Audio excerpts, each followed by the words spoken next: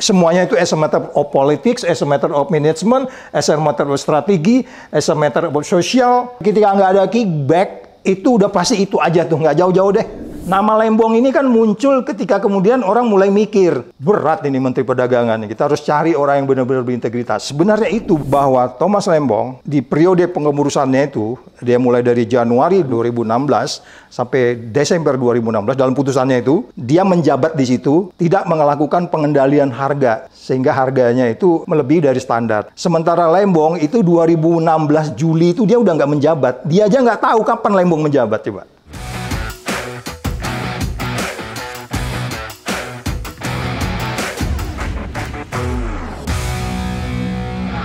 Selamat datang di channel Abraham Samad Speak Up. Hari ini netizen saya menghadirkan tamu yang luar biasa. Ini sahabat saya, Telik Sandi, Bung Saud Situmorang. Assalamualaikum. Apa kabar? Wakil Ketua KPK 2015-2019. Yep. Welcome home dulu ya. Dari Tanguru. Bung Saud, saya lihat kan Bung Saud itu mengikuti ya jalannya persidangan Tom Lembong, hadir. Dan pada saat pembacaan vonis pun saya lihat Bung Saud hadir ya, dari awal sampai akhir. Jadi pasti bisa menangkap suasana persidangan, bisa menangkap suasana hati hakim itu, dilihat dari gesturnya dan lain sebagainya. Apa yang Bung Saud lihat dari suasana pada saat itu, kemudian kita kaitkan dengan putusan. Karena kan begini kalau kita lihat, putusannya kan 4,5 tahun kan, ya, vonisnya. Dan denda 750 juta. Dan yang menariknya, kalau kita lihat ya, dalam putusannya sendiri hakim membacakan bahwa kan tidak ditemukan tuh aliran dana. Ya, ya. Yang langsung ke kantong Tom Lembong. Dan juga yang terpenting bahwa hakim sendiri menyadari bahwa tidak ditemukan niat jahat. Mens reanya itu kan dalam putusannya gitu kan. Tapi toh tetap majelis hakim memvonis Tom Lembong bersalah dan harus dipenjara dengan hukuman 4,5 tahun. Menurut Bung Saud nih, apa yang terjadi pada saat itu? Iya, mungkin Bung Abraham juga kan sering mengalami ya kalau anak-anak lagi expose di, ya, kalau kita di KPK itu kan, mereka expose karena memang ada apa itu Dumas, apa itu penyelidikan, kemudian mereka expose harus kita untuk kita putuskan apakah nanti akan ada penyidikan lebih lanjut, kita kan expose. Ya, Nah, di situ kan yang prinsip-prinsip bahwa kalau ada kerugian negara sudah dihitung. Kita nggak berani kan. Kalau nggak ada perhitungan kerugian negaranya kan kita nggak akan berani. Kalau memang setelah ada kerugian negara, baru kemudian ada nggak kickbacknya, kan gitu kan. Nah, itu kan yang standar-standar. Which is itu yang nggak terjadi di sini kan. Perhitungan kerugian negaranya kan belakangan, setelah ditersangkakan lebih dulu kan.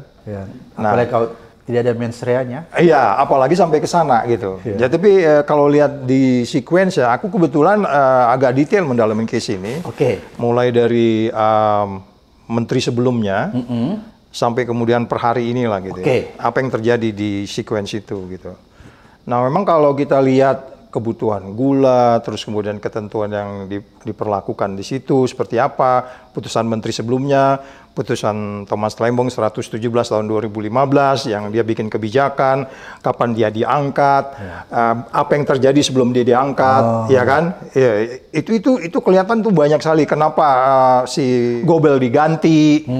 Itu saya masuk ke detail-detail itu karena kembali lagi untuk Indonesia ini kan selalu yang paling utama itu yang kita harus hati-hati kan tetap selalu niat jahatnya. Karena apa? Karena bisnis tuh bisa saja anak buah, siapapun anak buah, ya of course, Thomas Lembong juga anak buah, pimpinannya siapa, kan gitu ya kan? Ya, kan kita paham betul bagaimana Indonesia itu kadang-kadang instruksi lisan tuh bisa banyak sering terjadi di KPK kayak gitu. Sehingga kemudian kita lihat orang ini ada niat jahatnya enggak gitu. Baru kemudian agak ke bawah sedikit lagi, biasanya kita nanya ada kickbacknya enggak? Iya kan? Nah, itu yang pertama kali saya tanya sama lawyernya waktu pembacaan pembelaan Tom Lembong, saya hadir juga waktu itu. Selain sidang yang sebelumnya kemarin itu saya hadir juga. Ya itu yang saya tanya sama Ari. Kalau ada kickbacknya, gue pulang hari itu juga. Tapi begitu saya tanya, Mas Ari, yakin nggak? Nggak ada kickback, nggak ada Pak Saud. Oke, saya pegang itu sampai kapanpun. semuanya itu as a matter of politics, as a matter of management, as a matter of strategi, as a matter of social. Ketika nggak ada kickback, itu udah pasti itu aja tuh, nggak jauh-jauh deh. Ya kan? Manajemen, strategi. Makanya kalau Bung Abraham mau ngelihat, apa ini PTPII ini, PPI ini, ditambah dengan 8 PT-PT yang lain lagi. Wah, ini kita bisa diskusi 3 hari ini. Asik kita mendalaminya. Siapa di PT 8 ini, terus kemudian PPI ini apa nilai-nilainya, ya kan, core value-nya kayak apa. Core value-nya dia jelas kok itu. Bagaimana dari hulu sampai hilir menjaga produk. Umpamanya kalau gula itu dari hulu sampai hilir dia ikut, itu core value-nya dia. Itu strateginya. Tapi kenyataannya kan enggak. Dia kan hanya sepertinya mengambil sesuatu jadi kayak perantara di antara 8 ini kan. Broker. Itu aja sudah nggak jelas gitu loh. Jadi Lembong berhadapan kayak begitu. Ada manusia kayak Lembong lulusan Harvard, yang IQ-nya aja beda. Udah kita bisa bayangkan apa yang dihadapi gitu. Nah persoalannya kembali lagi selalu orang berdebat, Lembong itu dibantah atau melanggar peraturan yang dia buat sendiri. Di pasal 3, 4, 5, 6 itu kan jelas itu. Bagaimana ngimpor gula, siapa yang harus lakukan, siapa yang memutuskan gitu kan. Yang menarik, makanya saya bilang sequence ini perlu dipelajari, adalah ada urutan-urutan yang menunjukkan bahwa sebenarnya kenapa di pergantian, ingat nggak Lembong itu digantinya itu waktu itu kan dia 2015 dia masuk itu sekitar Juli atau apa ya. Tapi yang jelas waktu dia pendek banget. Iya, ya itu kurang dari setahun, setahun kurang berapa hari gitu. Nah di situ sebenarnya dia udah masuk di sebuah menurut saya quote and quote sebuah situasi yang benarnya menurut saya kalau dia ditanya, kayaknya ini bukan tempat gua nih katanya, ya kan? Pertama karena dari awal ketika menteri sebelumnya itu mengatakan tidak ada impor gula, tidak perlu impor gula karena kita disebutnya sebagai kelebihan gitu, enggak juga. Nah itu kan yang paling sulit ketika 2015 itu ketika dia mulai dilantik itu sebenarnya itu harga udah mulai bergejolak di situ. Nah, kemudian makanya ada pertemuan-pertemuan. Kalau kita baca bukti-bukti yang disampaikan oleh hakim kemarin, barang buktinya itu, di situ kan ada urutan tuh, kapan rapat menteri, kapan ini. Kalau dilihat dari urutan itu, kalau kita rajin menggambar ya, aku gambar sebenarnya, tapi yang gue bisa jelaskan semua, perlu 3 hari kita ngejelasin itu. Urutan-urutan itu memang ada yang menunjukkan ada sesuatu bahwa Thomas Lembong mengambil keputusan yang menurut saya, katakanlah itu diskresi yang dia lakukan, karena memang ada sesuatu yang sangat sulit. Karena kan pertanyaannya kemarin gini, dia seolah-olah menunjuk 8 ini yang sebenarnya tidak persetujuan presiden gitu. Sementara kita tahu sendiri, yang namanya executive order, ada beberapa kali rapat yang dilakukan di istana, itu perintah. Itu ya nggak ada urusan menteri-menteri yang lain. Kalau di situ kementerian ada di situ, kemudian Lembong memutuskan sesuatu bahwa oke, lakukan impor. Walaupun dia katanya dianggap di situ kan menunjuk 8 ini. 8 ini pun sebenarnya ini di bawah PPI ini mereka udah sering ketemu nih. Udah ada 8 kali pertemuan gitu. Selain sebelum Pak Thomas Lembong menentukan kamu yang katakanlah itu diskresinya dia, itu tanggung jawabnya dia. Nah, di situ sebenarnya yang dinilai sebagai yang beberapa orang bilang itu kulpa dan dolus itu gitu loh. Ya dianggapnya lalai gitu. Yang beberapa ada profesor dari mana bilang ini katanya itu lalai, ibarat kita naik sepeda motor nabrak orang, kamu harus tanggung jawab karena mau lalai. Kebijakan strategic management dianggap kayak naik motor nabrak orang, udah kacau cara berpikirnya. Analoginya nggak cocok. Nggak cocok. Nah itu makanya saya kemarin itu saya total menunjukkan perilaku saya jadi kayak anak-anak nyandar di bahunya Anies gitu kan. Nah, itu bro sebenarnya. Oke, jadi pada saat itu kan Bung Saud kan bisa melihat tuh secara langsung kan bagaimana hakim itu gesturnya, wajahnya. Kan itu kan kita bisa menganalisis tuh Bung Saud. Itu gimana tuh? Apa yang terjadi sih sebenarnya? Kalau bro lihat itu ya. Even saya nggak usah nyebut antara siapa, pokoknya yang hadir di forum itulah siapa yang APH-nya gitu ya. Aku sebut kata-kata APH-nya lah. Kayaknya mereka ngenatap hadirin aja nggak mampu, nutupin mulut kayak gini. Membaca itu kayak dia mau berlindung di balik komputernya gitu. Itu yang gitu-gitu kan kita cepat baca-baca gitu bro. Sehingga waktu kemudian ada sedikit agak riuh aja dia kalau merasa benar dia bisa ketok jam bisa gitu aja kan dia ngomong. Tapi ternyata kan waktu orang teriak-teriak dia diam Cuman ngelihat gitu. Itu kan gesture-gesture yang menunjukkan dia juga nggak confidence menyelesaikan ini. Agak ragu-ragu sebenarnya. Coba bayangin aja, bro.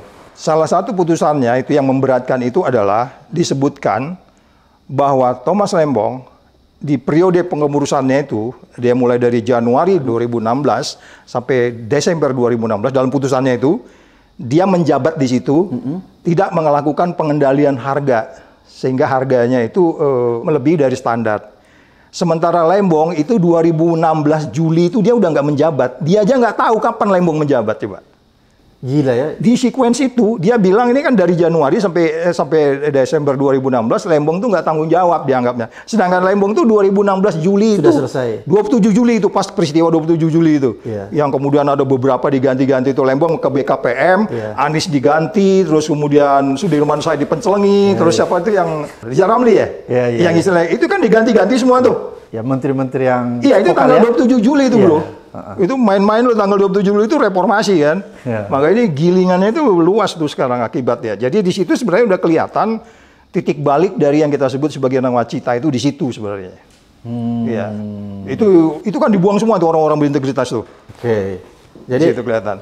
Pada saat itu menurut Bung Saud bahwa sebenarnya kalau kita lihat ketika Lembong sudah tidak menjabat, tapi kemudian hakim dalam putusannya di dalilnya itu dia masih memasukkan. Ya masukkan. Iya, itu kelihatan secara terang benderang bahwa putusan ini luar biasa. Even dia nggak fokus, dia nggak tahu kapan Lembong mulai dilantik, kapan berakhir. Dia masukin, baca deh. Iya. Di antara Januari 2016 sampai Desember Anda menjabat. Enggak, dia Juli 2016 itu udah berhenti.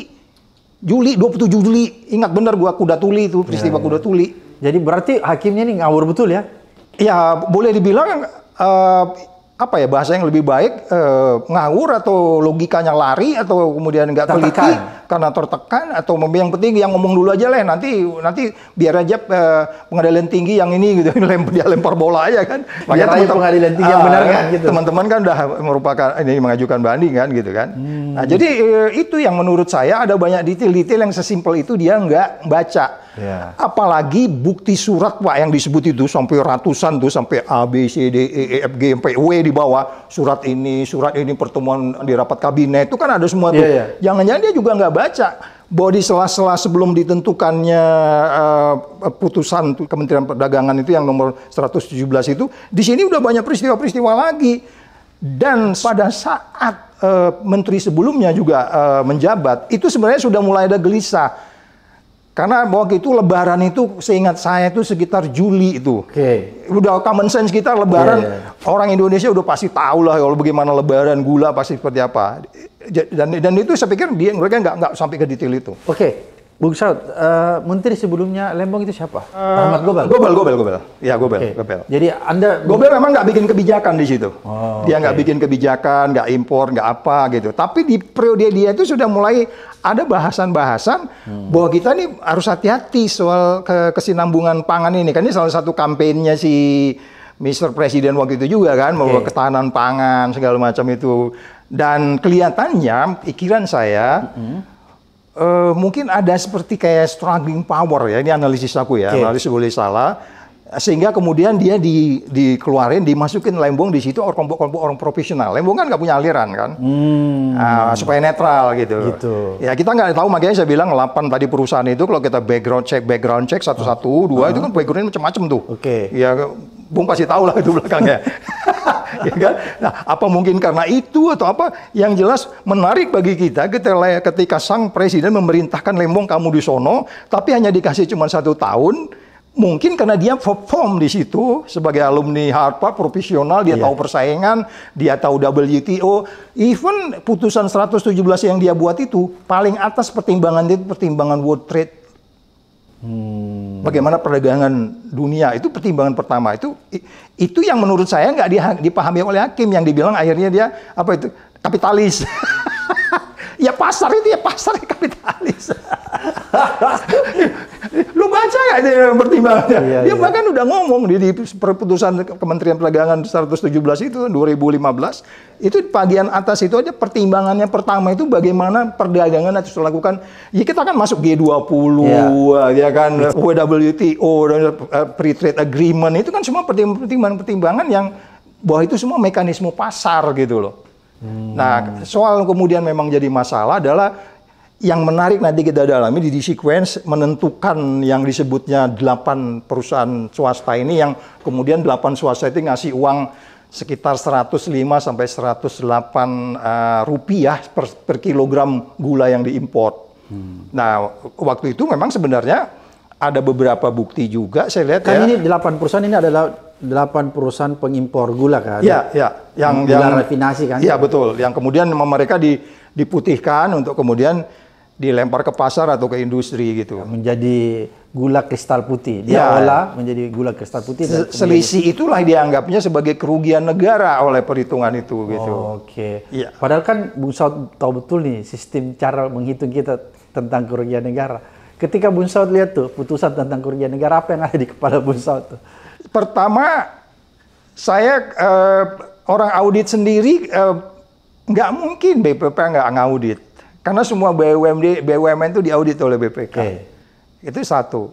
Kedua, di dalam audit itu kan pasti ada mereka percaya bahwa sesuatu kebijakan itu nggak hanya ngelihat formalitasnya aja. Mereka juga lihat yang disebut substance over form itu ya. Bukan hanya sekedar formalitas, tapi kebijakan Lembong ini menyelamatkan nggak? Yang menurut hakim yang mulia, saya nyebutnya hakim itu namanya DPA.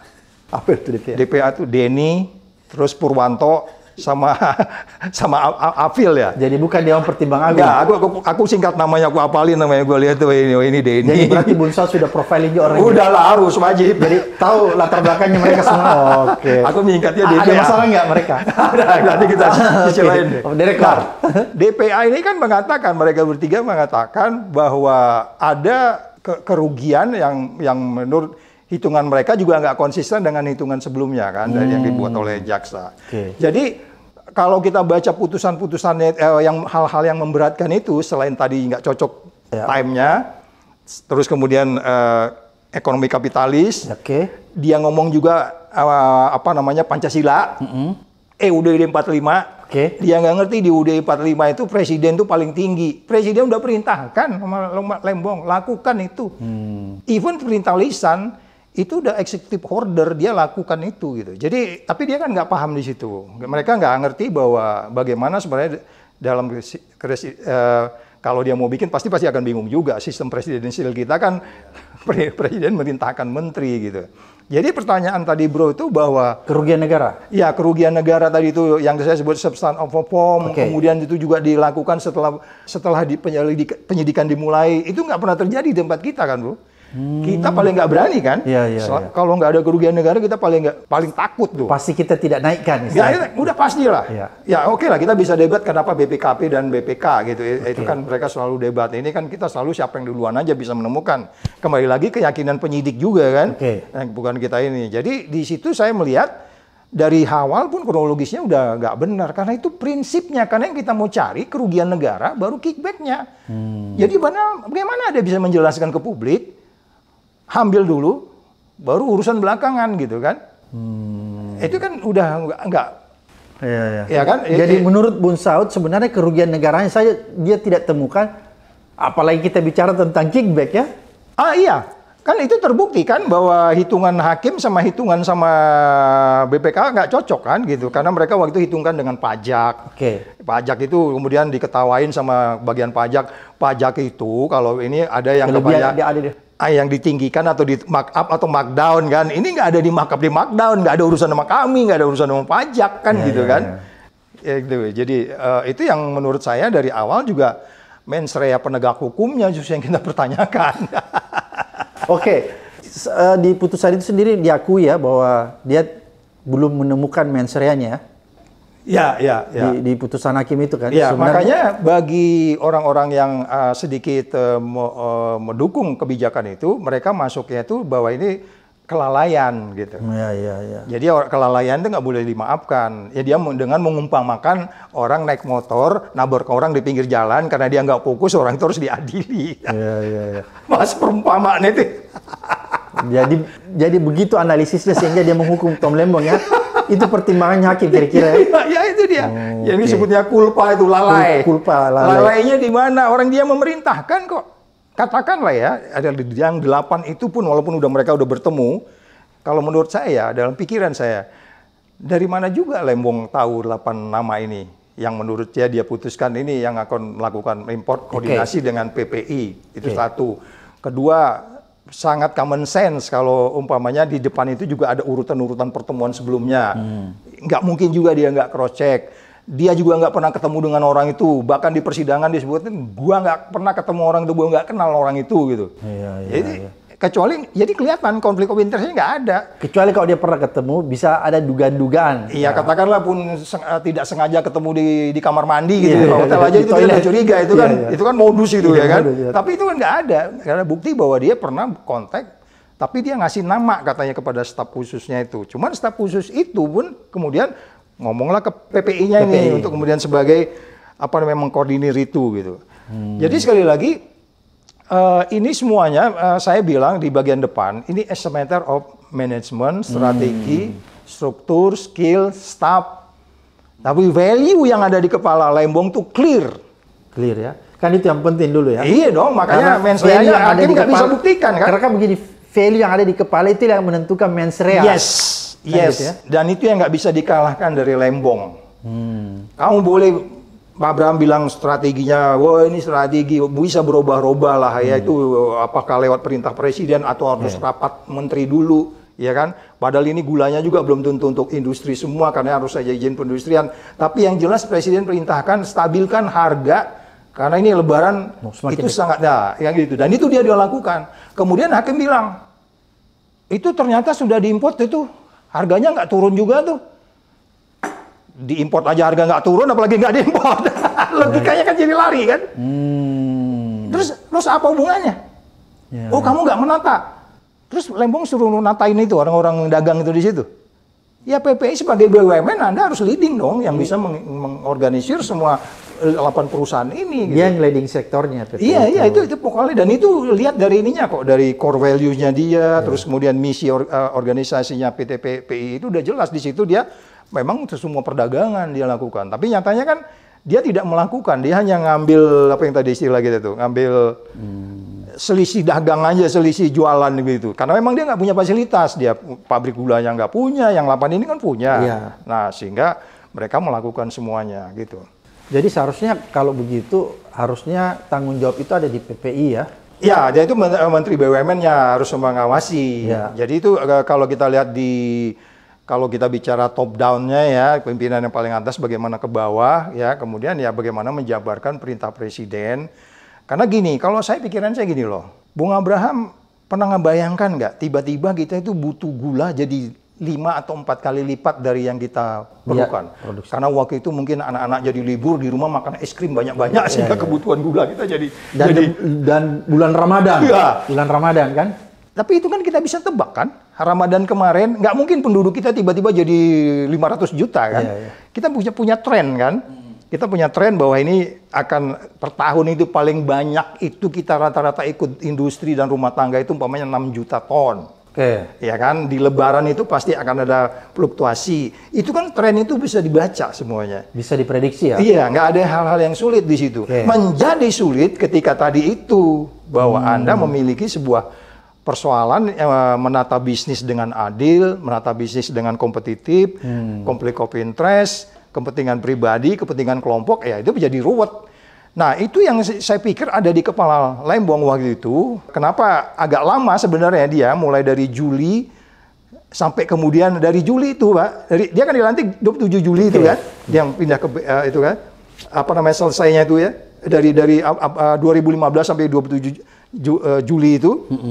Di situ tuh kelihatan itu apa yang dia lakukan. Termasuk surat yang dia buat ini kan itu 2015-nya itu beberapa bulan setelah menjabat dia. Dia bikin surat itu loh. Which is itu agak berbeda dengan surat yang sebelumnya. Itu sebenarnya udah jelas niat baiknya tuh ada. Jadi ngapain juga surat yang gue bikin gue langgar sendiri gitu. Dia pasti tahu poin-poinnya. Tapi orang bilang nggak, ya itulah dia. Surat yang dia bikin juga dia langgar. Orang selalu bilang begitu. Itu asumsi penegak hukumnya. Iya, justru itu dia buat untuk keteraturan. Nah, ketika sistem itu nggak jalan lah, kemudian dia memerintahkan import harus segera, kan begitu. Nah, ini yang saya bilang mungkin yang menarik adalah kita urutin, saya lagi gambar nih, urutan hari per harinya bila perlu. Nanti kita bisa lihat siapa sebenarnya yang punya niat jahat. Dari putusan-putusan yang dibuat oleh hakim itu kan ada bukti-bukti itu. Surat pertemuan dengan presiden, rapat dengan presiden, ini, surat ini. Banyak banget suratnya tuh. Iya, itu kalau dilihat urutannya, itu bisa kita yakin. Saya minta lawyer tuh menggambar itu satu persatu. Jangan-jangan hakim nggak baca tuh. Saya hanya membaca 2, 3, 4 surat saja dari kronologis itu. Kapan Menteri Gobal mulai menyerahkan, kapan Lembong mulai menjabat, di tengah-tengah ini ada isu apa tentang ketahanan pangan, itu kelihatan political struggle-nya cukup tinggi. Nama Lembong ini kan muncul ketika kemudian orang mulai mikir, berat ini Menteri Perdagangan, kita harus cari orang yang benar-benar berintegritas. Sebenarnya itu, bro. Makanya Lembong ditunjuk. Yes, kalau ini aku bisa salah ya. Saya rasa benar. Cuman begitu dia masuk, wah ini nggak susah juga. Nggak bisa diatur. Kira-kira gitu ya. Pindahin aja ke BKPM, kira-kira gitu. Pikir orang itu saya ketemu Lembong gitu. Enggak, gue ketemu Lembong cuman, ya saya baca pikiran aja. Nggak ada saya pernah tanya. Cuman paling saya nanya kepada Ari aja. Selanjutnya itu saya baca dari tuntutan jaksa. Kalau kita rajin ya, kita gambar, itu kelihatan kok. Bahwa kita abuse kita kalau mendukung Lembong ini. Makanya saya dengan sejumlah risiko, ya, saya kalau bro ada di Indonesia, gue ajak juga waktu itu. Bro lagi di luar kan. Enggak, saya memang juga rencana itu hari mau menghadiri, tapi saya lagi nggak ada. Iya, lagi di luar kan waktu itu. Karena saya akan memberikan support. Iya. Jadi maksud saya bahwa oke, nanti kita lihat bagaimana mereka memutuskan itu. Tetapi logika nalar argumentasi kita memang harus kita gunakan. Please. Dunia luar tuh pasti akan tertawa dengan putusan ini. Jurisprudensi yang akan terjadi dengan pasal 2 dan 3 itu. Seperti apa kejadiannya nanti? Iya. Netizen, Bung Saud ini kan paling paham tentang pasal 2 dan 3. Oleh sebab enggak itu, lah, bro lah. Dia bisa memetakan apa yang sedang terjadi di kasus Tom Lembong. Bung Saud, ada yang menarik sebenarnya kalau kita lihat ya. Saya mau baca pernyataan Komisi Kejaksaan. Menyebut salah satu bahwa dalam proses kasus impor awalnya semua akan diusut. Ini pernyataan Komisi Kejaksaan loh. Iya. Dia bilang begini. Yang profesor itu ya? Di salah satu media bahwa dalam proses kasus impor Tom Lembong itu awalnya memang semua akan diusut. Dia bilang itu semua akan diusut. Dari 6 menteri? Iya. 6 menteri yang ada dari. Namun dia bilang karena perhitungan resiko sehingga Tom Lembong saja yang diseret karena resiko politiknya. Bahkan dia menyebut bahwa Tom Lembong tidak pengikutnya. Mungkin sementara menteri-menteri lain ini kan bagian dari elit-elit politik. Ini pernyataan Komisi Kejaksaan loh, dia mengakui sendiri. Dan ini ada di media iNews. Kenapa kemudian Tom Lembong dulu barriernya ini begitu banyak? Hambatannya? Iya, termasuk kemudian ya, ini begitu banyak. Ketika kemudian diusut semuanya, mungkin harapan kita juga sama. Ketika diusut semuanya, maka ini akan clear bahwa ini tidak ada kriminalisasi, tidak ada politisasi segala macam. Tapi ketika diusut semuanya, justru resiko ini yang kemudian dihitung oleh kejaksaan justru semakin besar. Maksudnya? Ya, semuanya itu kan tokoh politik. Punya pendukung. Kalau Tom Lembong nggak ada resikonya atau gimana? Ya resikonya ada, tetapi dalam kemudian hitungan itu yang harus diambil karena yang pertama melakukan itu adalah di tahun. Saya orang awam hukum, tapi berikan pendapat kepada saya, berikan pemahaman kepada saya bahwa ketika bicara proses hukum maka harus menghitung resiko politik. Ya, makanya diurutkan. Ya itu kan bagian dari strategi penyidikan, Pak. Wah, gimana tuh? Kalau menurut itu semakin meyakinkan Bung Saud ya, kalau sudah ada pernyataan begitu ya. Enggak, kalau abuse ini ya, abuse kalau ya. itu dikuat oleh media asing, maka dia pikir bahaya sekali itu. Bahwa hukum kita ini hukum yang tebang pilih. Aku bahkan saya nggak nyangka bahwa seorang berani mengatakan begitu. Itu dia menyatakan itu kan karena dari sejumlah informasi kan. Iya, jadi nggak mungkin juga tiba-tiba bilang itu kan. Udah banyak masuk sini, masuk sana, dia dengar sini, dengar sana. Itu kesimpulannya gitu. Nah, jadi mungkin kontennya kita nggak terkejut. Tapi yang mengucapkan itu kita jadi terkejut gitu aja. Iya, karena ini kan Komisi Kejaksaan. Berarti dia mengakui bahwa sebenarnya awalnya Kejaksaan ini mau mengusut semua, kan? Iya, iya. Tapi katanya hanya Tom Lembong. Kenapa hanya Tom Lembong? Karena itu tadi, kalau semuanya diusut, itu resikonya tinggi, dia bilang. Sekarang saya tanya Bro aja deh, nggak usah nyebut nama lo ya. Iya. Jangan usah nyebut nama. Oke. Ada 6 menteri kan? Oke. Bro percaya sama Tom Lembong atau 5 yang lainnya? Saya percaya sama Tom Lembong. Selesai, udah bisa pulang gua. Karena gini, aku tuh kenal juga Tom Lembong ya. Terus waktu Kaisang menikah itu saya sempat hadir sama Tom Lembong. Dan yang di Solo? Ya, yang aku ceritakan bahwa karakternya memang kokoh karena aku lama berdiskusi dengan dia waktu pada saat itu. Jadi menurut Bung Saud nih, dengan adanya pernyataan Komisi Kejaksaan itu semakin terang benderang bahwa ada masalah di putusan. Ya mudah-mudahan itu A1 betul dari dia ya, karena kalau media kan biasanya intelijen bilang itu C3. Oke. Mudah-mudahan itu betul A1. Ini kalau kita lihat di iNews, tapi kita nggak tahu persis. Ya sementara kita anggap C3 lah. Masih kita bisa percaya kadang-kadang ini. Belum A1 ya? Belum A1, perlu dikonfirmasi. Kalau di intelijen ini belum A1 ya? Belum, C3 namanya baru. C3, Jadi artinya C3 itu bisa juga jadi C2 kalau dibenarkan oleh sumber yang lain. Ada sumber lain nggak yang mengatakan ini? Ya kan? Atau kemudian kalau kita cross check, kita naik ke umpamanya jadi B1 atau B2 gitu. Sampai dia sendiri ngomong, itu baru A1 gitu. Kita dengar sendiri dia bicara gitu. Ini karena dia melalui media. Ya, tetapi kalau nggak benar juga pasti dibantah sama dia. Gue nggak ngomong gitu loh. Kita kan nggak dengar ada bantahan kan? Iya. Ya berarti benar itu omongan dia, bisa juga. Tapi kalau itu benar, ya saya pikir kita harus berdoa lah untuk negeri ini, bro. Bahwa semakin ya berdoa hancur. Aja, mau ngapain lagi? Berdoa berarti sudah hancur ya. Jadi satu-satunya pertolongan kita berdoa ya. Berarti kalau berdoa aja. Jadi negeri ini sudah hancur kira-kira gitu. Iya, susah memulainya karena nggak sesuai semua dengan padahal yang namanya peran kita di BRICS. BRICS itu kan pasar. Iya kan? Ya. Hakimnya nggak ngerti itu yang namanya. Jangan-jangan dia nggak tahu BRICS juga. Oke, Bung Saud, kan kalau kita lihat tuh bahwa ada arahan katanya, ada arahan dari rapat kabinet, kan gitu kan? Iya, benar kan? Ya, itu kita tahu dari fakta di persidangan. Iya. Apakah benar arahan itu datanya dari Jokowi? Kalau lihat dari, saya nggak lihat ininya, tapi kan dari print hasil putusan DPA tadi, Denny Purwanto sama Afil ya. Afil atau Afli. Hafal betul namanya.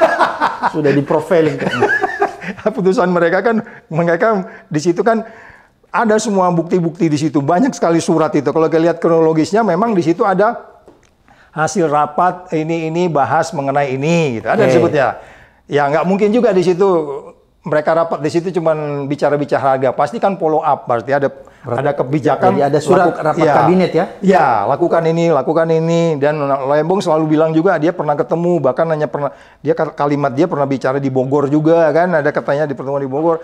Itu kan sudah jelas perintahnya sebenarnya bahwa dia melakukan pekerjaan sesuai dengan kompetensinya dia, ruang lingkupnya dia. Bahkan aku benar-benar nurturing pekerjaanku. Bahkan aku udah bikin putusan 117 tentang import gula dan seterusnya itu udah terlihat niat baiknya ada.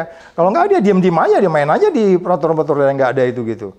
Tetapi kalau kita lihat bagaimana di depan dia mengerti, paham pola-pola pikir internasional, bersaing dengan baik, itu semua kan dasar-dasar pertimbangan putus 117 itu, Kemendak 117 itu clear di situ. Jadi kembali lagi pertanyaannya, kalau umpamanya kita jangan dulu, Bung Saud. Aku coba ingin pertegas, apakah arahan di rapat kabinet itu datangnya dari Presiden Jokowi? Ya, rapat kabinet yang nyimpin siapa, bro? Kita nggak lihat hasilnya, tetapi di situ ada yang saya baca tuh tanggal-tanggalnya ada sekitar Agustus atau apa, sebelum putusan yang dibuat oleh Lembong menentukan 8 itu. Di sini itu udah ada pertemuan. Ya udah bahwa rapat kabinet itu mengatakan supaya membahas tentang kesiapan pangan dan seterusnya kan gitu. Nah itu kan udah, emang mereka bicara apa? Kalau di situ kita nggak baca suratnya ya, tapi makanya itu yang saya bilang kembali lagi, teman-teman di lawyer dari Pak Lembong harus baca itu detail surat itu satu persatu, dibuat sequence-nya bahwa sebenarnya ini dia berbuat Karena kan ini banyak nggak hafal. Pak Thomas Lembong aja belum tentu hafal apa yang dia tanda tanganinya. Sudah lama kan? Iya, udah lama. Makanya itu dokumen-dokumen yang ada itu harus diurut satu-satu. Which is per hari ini aku gambar baru baca 4 surat aja. Gue nggak ragu banget gitu bahwa dia tuh memang hasil rapat gitu loh. Walaupun aku nggak baca rapatnya, kamennya judul suratnya. Nggak mungkin juga rapat kabinet membahas soal pangan terus kemudian nggak ada perintah buat Bong, kau beresin Bong. Nggak mungkin juga kan? Kalau udah perintah begitu, Menteri Perindustrian ikut. Leading sektornya, vokal poinnya, Menteri Perdagangan, yang lain ikut. Nggak mesti juga manggil sana, manggil sini, repot. Itu yang saya bilang, hakim harus paham di situ. Penyidik juga harus paham di situ. Apa itu namanya niat itu gitu loh. Harusnya ditanyakan kepada Presiden ya. Oh, kan nggak mau hadir katanya. Rapat kabinet itu ya? Iya kan nggak mau hadir kemarin. Oh begitu. Lembong minta kan supaya hadir. Bahwa ini perintah lisan. Itu perintah lisan itu executive order. Iya kan? Jadi tidak tertulis ya? Oh iya, kalau Presiden Amerika, kalau dia dalam keadaan apa, serang Irak, serang aja. Gitu. Nggak tertulis. Belakangan bisa tertulis kan? Kalau umpamanya nunggu tanda tangan surat padahal itu udah terbang gimana? Oh, oke. Karena waktu itu harga kan sudah mulai agak bergejolak waktu itu. Di Lebaran terlebih menjelang Lebaran itu. Di periode Pak Lembong memang ada harga yang sangat tinggi, harga gula itu hampir mendekati 14.000 per kilogram memang, 14 atau 15, itu tinggi gitu. Jadi pertanyaannya kembali lagi, sudah diintervensi pasarnya aja tetap tinggi gitu. Bayang kalau kemarin itu dia nggak lakukan itu. Lebih bergejolak lagi. Itu udah pasti. Itulah intuisi seorang Lembong kalau menurut saya. Orang yang cerdas ya. Iya. Oke, Bung Saud, apa yang paling penting dari kasus ini yang kita bisa ambil hikmahnya agar tidak lagi terjadi di kemudian hari? Aku pikir ini kan sama peradilan sesat ya? Ya. Ada beberapa memang kemarin kan kita minta pasal 23 ini, kita pernah diskusi kan. Yang aku bilang bekas pimpinan KPK ada juga minta itu dihapus karena bisa digunakan berpisau mata dua gitu ya kan. Nah, ini buktinya kayak gini nih kan gitu. Tetapi apakah dengan demikian kemudian kita pasal 23 itu dihapus? Kalau menurut saya nggak, dimodifikasi aja, pertegas aja, pasal 23 itu menyebut penyelenggara negara. Jangan bilang barang siapa lagi gitu loh. Pertanyaan apa dasar pemikirannya? Saya dasar pemikiran adalah Piagam PBB anti korupsi. Anda harus tegas di situ. Di situ Piagam PBB anti korupsi yang kita tangani, kita nggak boleh main-main di situ. UNCIC ya? Iya, UNCIC itu jelas. Jadi menurut saya, itu yang pasal itu mau digimanakan, mau dibiarkan. Tetapi kalaupun pasal itu tetap bertahan seperti itu, kita kan, bro, lu pakai pasal 2 itu berapa kasus selama bro di KPK? Banyak kan? Ya, semua lah, hampir semua ya. Yang makanya dibilang pasal sapu jagat segala. Tapi memang ada buktinya. Conviction rate kita naik kan? 100%. Iya, karena kita memang ya itu tadi kita hati-hati. Gua kebayang pernah sekali waktu Heri apa Heri ya? Nyebut nama kita nggak apa-apa nih. Ada di polisi sekarang. Her, gimana Her? Rugi Pak negara. Ada nggak? Kickbacknya nggak ada. Aduh, negara rugi tapi kickbacknya nggak ada. Mau gimana? Dia memang bodoh aja gitu, atau memang dia lalai gitu, atau dia apa? Terus kemudian dia dihukum itu gitu.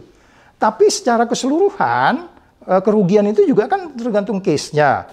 Kalau untuk ini kan gulanya hadir, bahkan BUMN-nya dapat duit, walaupun katanya itu BUMN itu kekurangan dia di kerugian negara disebutnya. Harusnya BUMN-nya dapat banyak daripada yang itu kan kerugian negaranya itu disebutnya.